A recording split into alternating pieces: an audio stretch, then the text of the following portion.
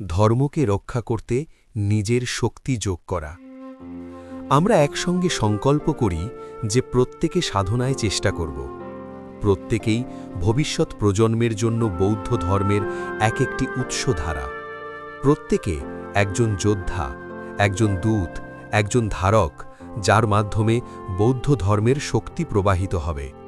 আমরা সাধনায় যত্নবান হব, চেষ্টা করব কিছুটা হলেও জ্ঞান দান বা জ্ঞান প্রাপ্তি অর্জন করতে।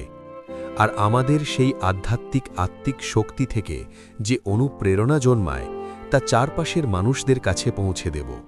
সেই জ্ঞান অনুপ্রেরণা আমরা প্রজন্ম থেকে প্রজন্মে ছড়িয়ে দেব, যাতে বৌদ্ধ ধর্ম আর মানুষের প্রবৃত্তির বিপরীতে যাওয়ার কারণে দুর্বল হয়ে না পড়ে।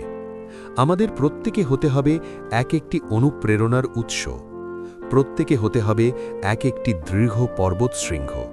প্রত্যেকে হবে একটি মহীরুহ, যার ছায়ায় অসংখ্য মানুষ আশ্রয় পাবে।